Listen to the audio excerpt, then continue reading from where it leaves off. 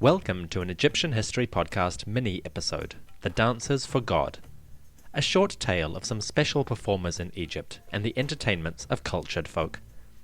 Our music for this episode is provided by Michael Levy, composer of ancient melodies on recreated instruments, and Keith Zizzer, whose music provides much of the background for the podcast.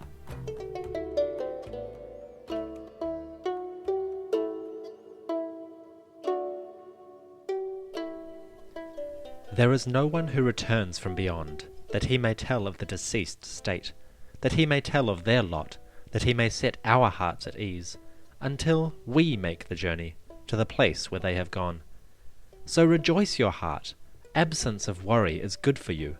Follow your heart as long as you live, put myrrh on your head, dress yourself in fine linen, anoint yourself with the exquisite ointments, the ones which are only for the gods. The Song of the Harper, New Kingdom.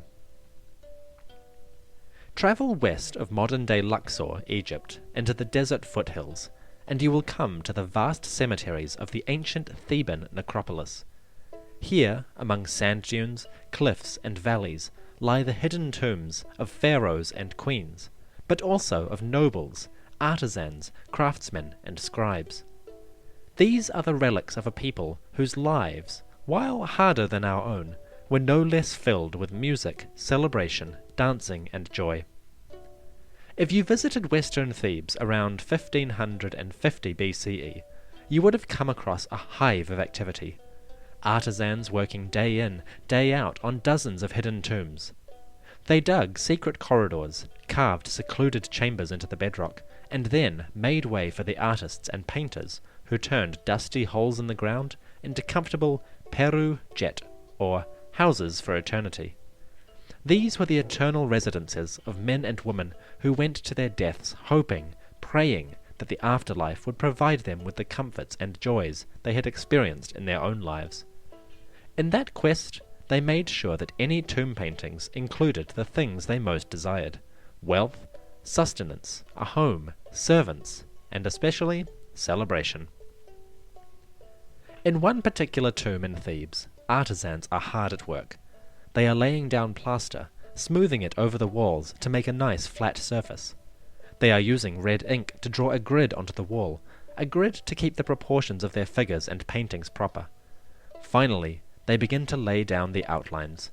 People, animals, gods, and plants fill the scenes, and what was once solid rock now becomes a living tableau, a portrait of the hereafter as they wished it to be. In this particular scene, the artists are not drawing kings or queens or wars or gods. They are drawing women, slender women clad in bright white dresses. On 4 horizontal rows, with no hieroglyphs to separate them or get in the way, the artists draw these women in what can only be described as a comic strip. I am reminded most strongly of a famous strip in the cartoon Calvin and Hobbes by Bill Watterson, in which Calvin and his pet tiger put on sunglasses and dance, without borders or speech bubbles, to unheard music. The women hold hands, exchange pleasantries, and engage in all the formalities of a social gathering. But then the action begins, and they spring into step, cavorting and leaping, dancing and twirling. They clap, arms above, arms to one side, arms holding castanets and ribbons, arms raised in joy and in adoration. This is an adoration of life, of the divine, and of a single figure towering over all. This figure is the tomb owner, a now anonymous noblewoman of 17th dynasty Thebes.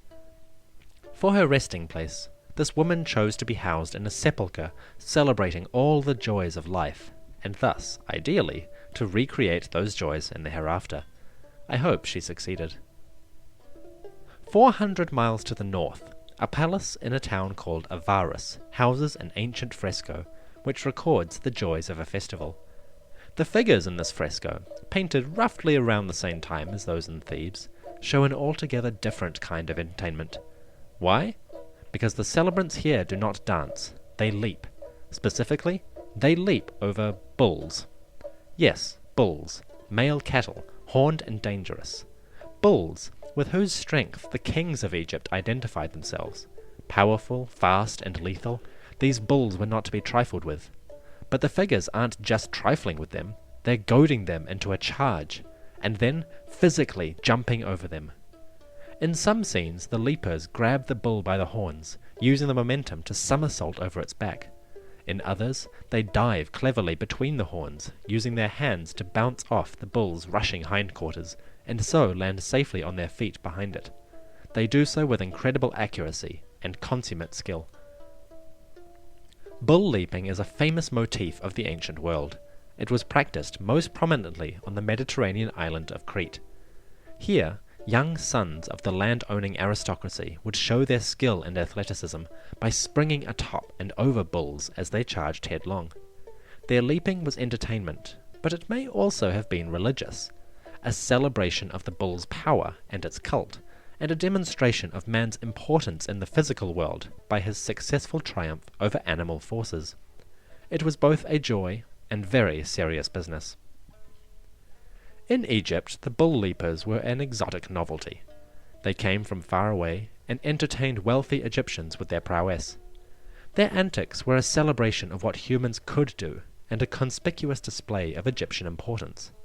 If these men and women could entice entertainers from across the Mediterranean, what else could the Egyptian aristocracy do?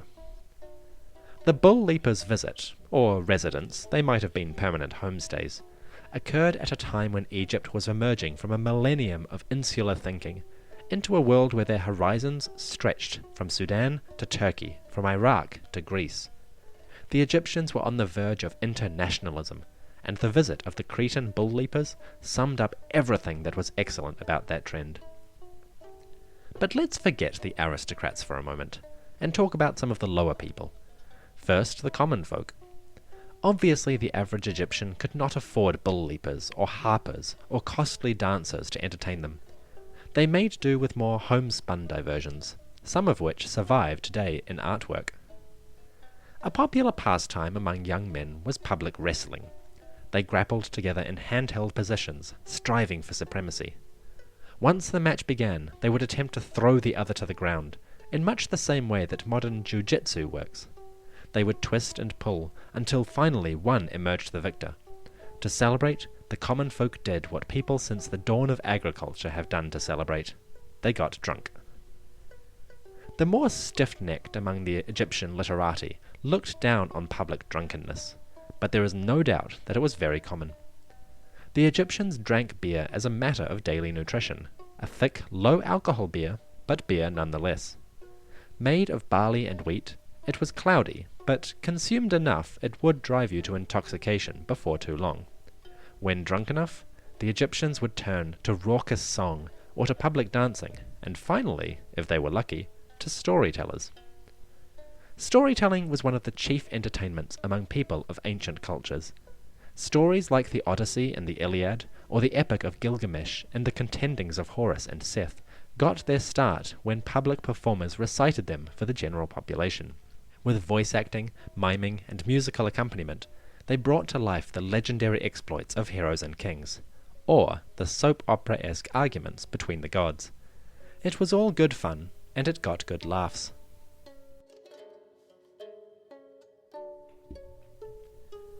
In a middle-class household at Thebes, a scribe and low-level granary official named Neb-Amun, or Amun is the Lord, was hosting a dinner party.